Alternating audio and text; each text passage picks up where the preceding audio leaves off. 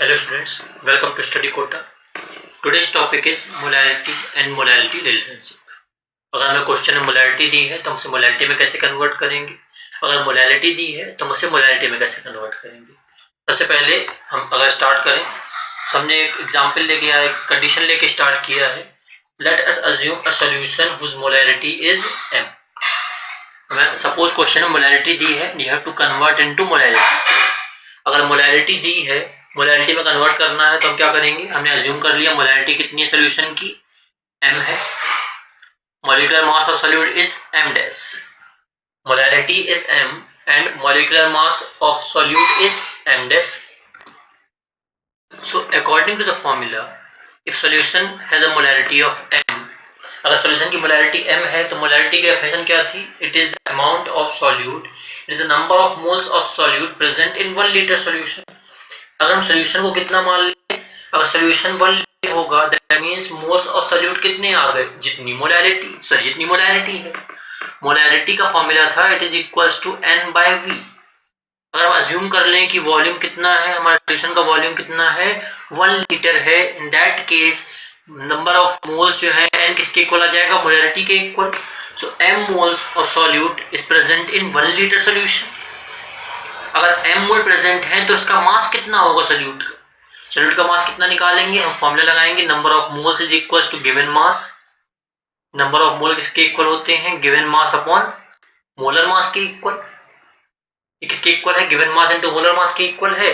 तो given mass कितना आ जाएगा, गिवन मास हमारे पास कितना आया, गिवन मास आया हमारे पास n इंटू मोलर मास। तो हमने फॉर्मूला क्या लिखा, m डैश। m डैश क्यों आया, क्योंकि m डैश तो मोलर मास है, m डैश किसके इक्वल आ गया, मोलर मास के इक्वल आ गया, लेकिन n किसके इक्वल है, यहाँ पर ड्राइव किया ऊपर, मोलैरिटी किसके इक्वल है, नंबर ऑफ मोल्स के इक्वल है। तो इसे हम कितना लिख सकते हैं, m डैश।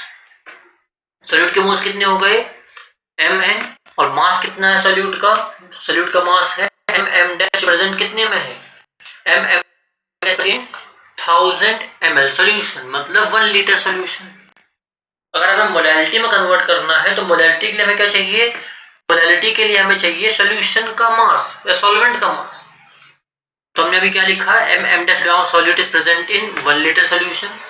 आगे बढ़ते हैं हम, m dash gram of solute is present in 1000 d gram of solution. ये 1000 d कहां से आया, हमें पता है फॉर्मूला मास इनटू या मास अपॉन वॉल्यूम किसके इक्वल होता है, डेंसिटी के इक्वल होता है, रो और डी के इक्वल है। अगर मास जो है, मास बाय वॉल्यूम क्या होता है, डेंसिटी होती है। अगर मास बाय वॉल्यूम डेंसिटी होती है तो हमने क्या किया, यहाँ पर मास को हमें कैलकुलेट करना है, तो मास किसके इक्वल आ गया, मास आ गया v इंटू डी के इक्वल। वॉल्यूम कितना है हमारे पास, वॉल्यूम है हमारे पास 1000 ml। तो यहाँ वॉल्यूम की वैल्यू कर दी तो कितना हो गया, 1000 इंटू डी। सोल्यूशन का मास कितना आ गया, सोल्यूशन का मास आया 1000 डी। लेकिन हमें फॉर्मूले में क्या रखना है, जो आपके पास फॉर्मूला है मोलारिटी का, मोलारिटी के फॉर्मूले में मास ऑफ सॉल्वेंट होता है। मोलारिटी के फॉर्मूले में क्या होता है, मास ऑफ सॉल्वेंट होता है। तो सॉल्वेंट का मास कैसे निकालेंगे, सॉल्यूशन में 2 कंपोनेंट होते हैं, सॉल्यूशन में सॉल्वेंट होता है और सॉल्यूट होता है। अगर हम सॉल्वेंट में से या सॉल्यूशन में से सॉल्वेंट को सब्ट्रैक्ट कर दें, अगर हम सॉल्यूशन के मास में से सॉल्यूट का मास सब्ट्रैक्ट कर दें तो क्या बचेगा हमारे पास, सॉल्वेंट का मास। तो सॉल्वेंट का मास कितना आ गया, mass of solution minus mass of solute. ये कितना आ गया, मास ऑफ सॉल्यूशन कितना था हमारे पास 1000 डी, मास ऑफ सॉल्यूट कितना है m डैश। तो हमने वैल्यू कैलकुलेट कर इसकी, we have calculated the mass of solvent which is 1000 d minus mm dash। लेकिन फॉर्मूले में किस में रखते हैं, फॉर्मूले में मास कौन सी यूनिट में होता है, फॉर्मूले में मास केजी में होता है। तो ग्राम को केजी में कन्वर्ट कैसे करते हैं, ग्राम को केजी में कन्वर्ट करने के लिए हमें क्या करना पड़ता है, 1000 से डिवाइड करना पड़ता है। तो हमने इसे 1000 से डिवाइड कर दिया। ये क्या आ गया, this is mass of solvent in KG. हमने मोलारिटी का फॉर्मूला लगाया, मोलारिटी का फॉर्मूला क्या है, moles of solute that is n divide by mass of solvent. लेकिन हमने स्टार्टिंग में तो कुछ और ड्राइव किया था ना, हमने स्टार्टिंग का ड्राइव किया था कि नंबर ऑफ मोल्स किसके इक्वल है, मोलारिटी के इक्वल है।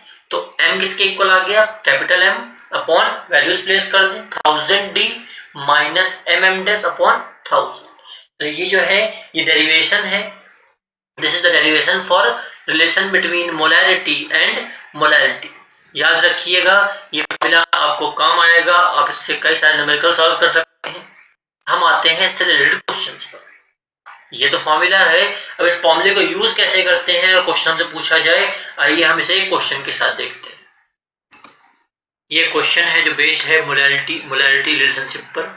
तो हमें क्या क्या गिवन है, हमें गिवन है मोलैरिटी कितनी है, मोलैरिटी कैपिटल M गिवन है 2.05, एसिटिक एसिड गिवन है, डेंसिटी कितनी गिवन है 1.02, मोलैरिटी पता करनी है। तो हमने फॉर्मूला लगाया, formula is M is equals to capital M upon 1000 into D minus M1। Okay, और ये पूरी वैल्यू किससे डिवाइड करनी है 1000 से।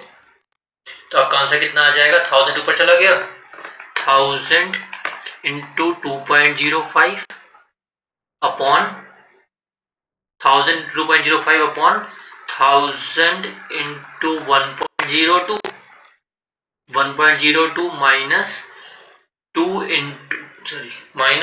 into 2.05 into एसिटिक एसिड का मोलर मास कितना होता है 60। Acetic acid is CH3COOH। ये क्या है, फॉर्मूला क्या है आपके पास एसिटिक एसिड का, एसिटिक एसिड इज CH3COOH, उसका मास निकालेंगे कितना आएगा 60। हमने यहाँ फॉर्मूले वैल्यू पुट कर दी, फॉर्मूले वैल्यू पुट की तो कितना आया आपका 1000 into 2.05 डिवाइडेड बाय, ये हो गया आपका 1020 माइनस 123, इट इज 2050 अपॉन 897। और जब इसे डिवाइड करेंगे तो डिवाइड करने के बाद आपकी वैल्यू आएगी 2.28 स्मॉल m। तो मोलैरिटी में कन्वर्जन के लिए हमें क्या करना होता है, एक तो हमारे पास मेथड है कि फॉर्मूला याद रखें, इस आपको फॉर्मूला याद नहीं है, आपको 11th-12th में कई सारे फॉर्मूले पढ़ने पड़ेंगे, तो हम ये श्योरिटी नहीं रख सकते कि आपको फॉर्मूले जो है हमेशा याद ही रहेंगे।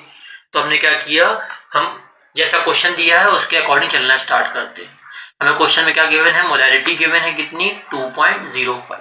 ये मेथड है, यहाँ आपको फॉर्मूला नहीं याद है तो हम इसके लिए मेथड लिखेंगे, यहाँ पे आप लिख सकते हैं ये आपका सेकंड मेथड। ये फॉर्मूला आपको तब, ये मेथड आपको तब यूज करना है अगर आपको फॉर्मूला नहीं याद।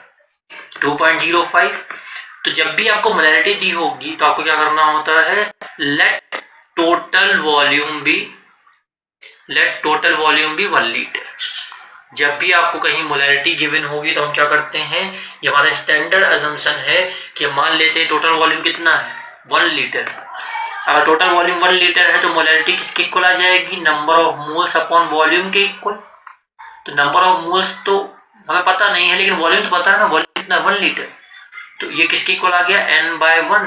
तो यहाँ से हमने क्या ऑब्जर्वेशन देखा, यहाँ से हमने देखा कि मोलैरिटी जो है, जो मोलैरिटी कैपिटल M है वो किसके इक्वल है, वो नंबर ऑफ मोल्स के इक्वल है। मोलैरिटी किसके इक्वल है, नंबर ऑफ मोल्स के इक्वल है, विच इज इक्वल टू 2.05। ये अभी हम इसको बॉक्स में रख लेते हैं क्योंकि इसके बाद में जब और कैलकुलेशन होगा तो अभी वैल्यू यूज करेंगे। अब आते हैं हमें क्या कैलकुलेट करना है, हमें मोलैरिटी कैलकुलेट करनी है। और मोलैरिटी कैलकुलेशन के लिए मोलैरिटी का फॉर्मूला क्या था, number of moles mass of solvent in gram, और इन किलोग्राम लिख लेते हैं, ग्राम में लिखेंगे तो हमें 1000 यूज करना पड़ेगा।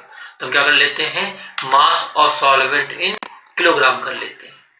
तो बस नंबर ऑफ मोल्स तो पता है ना, नंबर ऑफ मोल्स कितने हैं 2.05, लेकिन मास ऑफ सॉल्वेंट नहीं पता। तो हम सबसे पहला काम करते हैं मास निकालने के लिए।